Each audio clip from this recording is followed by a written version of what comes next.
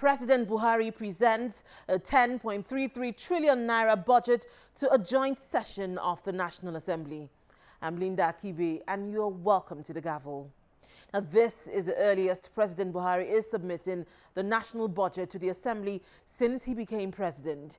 He describes it as a budget of fiscal consolidation to strengthen the country's macroeconomic environment. Now, President Buhari promised to send a finance bill to the National Assembly, which proposes an increase in VAT from 5% to 7.5%. And this has thrown up a debate in Parliament, with some in support of the increase and others warning of a potential danger.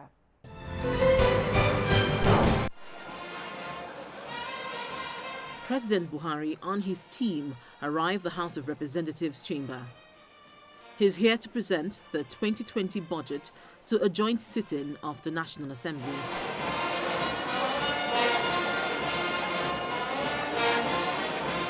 The mood in the chamber is different than when he was here to perform this exercise nearly a year ago. A year ago, he was heckled by some legislators, a pointer to the stormy relationship between himself and the legislature.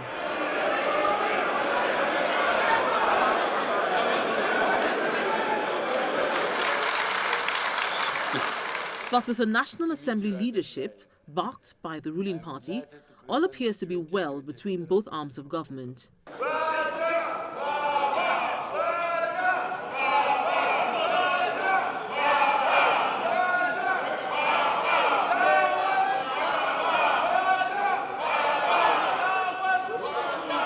This is also the earliest President Buhari is submitting the budget to the National Assembly since he became president.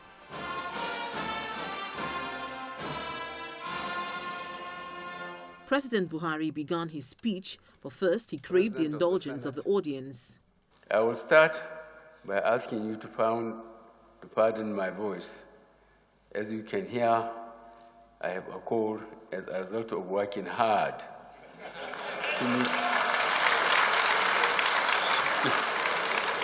to meet your deadline. He gave a summary of the performance of the 2019 budget, noting the underperformance of revenue projections in the oil and non-oil sectors. Oil revenues were below target by 49% as at June 2019. The receipts from value-added tax were below expectation due to lower levels of activities in certain economic sectors in the aftermath of national elections. Corporate taxes were affected by the reasonability of collections, which tend to peak in the second half of calendar year. On the expenditure side, 2019 budget implementation was also hindered by the combination of delay in its approval and underperformance of revenue collections. He explained that the 2020 budget is designed to be a budget of fiscal consolidation to strengthen the country's macroeconomic environment. It proposes an oil benchmark price of $57 per barrel, exchange rates of $305 per barrel, and daily oil production estimate of 2.18 million barrels per day. Now, the planned 2020 expenditure in the budget: aggregate expenditure of 10.33 trillion, debt service 2.45 trillion, non-debt recurrent expenditure 4.88 trillion, and capital expenditure 2.46 trillion naira. Maintain debt revenue ratio. The president disclosed that he's also sending a finance bill to Parliament, and he explained the reason for the increase in value-added tax as well as the exemptions. The draft finance bill proposes an increase of the VAT rate from 5 to 7.5%. As such, the 2020 appropriation bill is based on this new VAT rate. The additional revenues will be used to fund health, education, and infrastructure programs. As the states and local governments are allocated 85% of all VAT revenues, we expect to see greater quality and efficiency in their spending in these areas as well. The VAT Act already exempts pharmaceuticals, educational items, and basic commodities, which exemptions we are expanding under the Finance Bill 2019. Specifically, Section 46 of the Finance Bill 2019 expands the exempt items to include the following: 1, brown and white bread; B, cereals including maize, rice, wheat, millet, barley, and sorghum; C, fish of all kinds; D, flour and starch meals; E, fruits, nuts, pulses, and vegetables of various kinds; F, roots such as yam, cocoa yam, sweet, and Irish potatoes; G, meat and poultry products, including eggs; H, milk; I, salt and herbs of various kinds; and J, natural water and table water. He also mentioned the allocations to key sectors in the budget. Some of the key capital allocations in the 2020 budget include Works and Housing, 262 billion naira, Power, 127 billion, Transportation, 123 billion, Universal Basic Education Commission, 112 billion, Agriculture and Rural Development, 83 billion, and Health, 46 billion naira. In his speech, Senate President promised that the 2020 budget will be passed by the end of 2019, while the Speaker of the House of Representatives pledged to collaborate with the executive.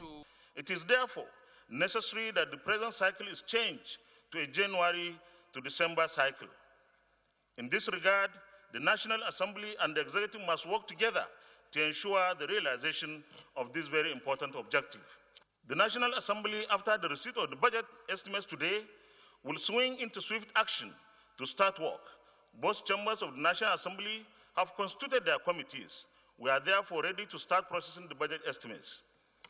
The 9th National Assembly has shown capacity, commitment, and willingness to treat legislative matters that will impact on the lives of our citizens with dispatch and every sense of urgency. This was clearly demonstrated last week when we received, processed, and passed the request of Mr. President on the 2020-2022 Medium-Term Expenditure Framework and Fiscal Strategy Paper, MTEF FSP.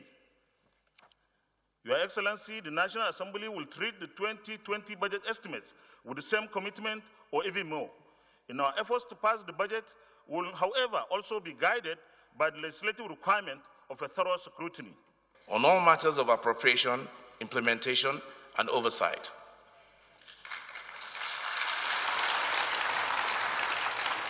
We will seek collaboration, but we will not yield on our constitutional obligation to ensure faithful compliance with the letter and spirit of the Appropriation Act by the ministries, departments, and agencies of government. We will strive for big wins, resisting the temptation to bask in the false allure of mediocre achievements, because this moment calls for nothing short of grand ambition and transformative ideas. Above all else, we will hold ourselves in the legislature and others to the highest standards of probity, because to fall short of excellence would be to betray the calling of leadership to which we have all answered. Immediately after President Buhari submitted the budget to the National Assembly, we reached out to federal lawmakers to get their reactions to the appropriation bill. We shouldn't all be looking at the petroleum sector as the only avenue to augment or to meet up with our budget. We're going to look at other areas like mining and other, like I just mentioned, sports and things like that. We're going to look at it critically. The 9th Senate is a different parliament. There should be more emphasis on human capital development. Everywhere in the world, government is investing in education and health, because when you have a highly skilled, highly educated populace, you already provide the impetus for your growth in every area. And we will be very much interested in what government is spending on education, basic education, and post-primary education, going forward. So these are some of the critical areas that we'll be looking at. The president has taken that challenge from, global, the global community, which have always challenged Nigeria to do more in that area. And the legislature will ensure that we do more than we have done in previous years in these very critical sectors of our economy. Our Human Development Index is very, very low. And that's an area that we will look into, especially in the budget. We'll look at the issue of insecurity, look at the issue of security, which is very, very serious, and road infrastructure in the country. The president has said he has approved over 17 roads within the country or thereabout. So these are issues that we are going to look into in the budget, because we want to look at issues that will have direct bearing to the people. And when you talk of health, talk of roads, talk of education, these are issues that will have direct bearing to the people. And so we're going to concentrate on some of these key areas. And once we can address, and once the budget can address the issue of insecurity, we have gone a long way, because if we address the issue of insecurity, definitely other infrastructural development will follow. And if other infrastructural development like road, education, and health, once we can get these three components, I think we're good to go as a country. On the side of trying to stop the MDAs from starting new projects, because around our country here is littered with abandoned projects here and there. And from the ad hoc committee on abandoned projects that we've been undertaking, one of the principal problems I believe we have is that issue of small release of fund for budget, which brings about variation to the extent that before a project is completed, it will be about double the cost of that project. So it should be discouraged. Let us, before we get into a new budget, let's be sure that there is pause, there is money for that project. But are there critical sectors that have caught the attention of lawmakers? The fact that we are getting it early, and before the end of the year, we have a commitment that this budget will run January to December. And of course, the details will be made available to us immediately, unlike what we used to do before, that after laying, it takes us another 2 weeks to get the details. This is not going to be the same. I also want to say that the MTEF that we passed, the president adopted all the issues raised there. Of course, the crude oil price, the benchmark, the exchange rates. So I think that Mr. President has decided to work with the National Assembly, and National Assembly will work with Mr. President. The President and the National Assembly have repeatedly promised that a quick passage of the 2020 budget is a key goal they intend to meet. But beyond a prompt passage, of greater importance is the execution of the budget to improve the lives of Nigerians.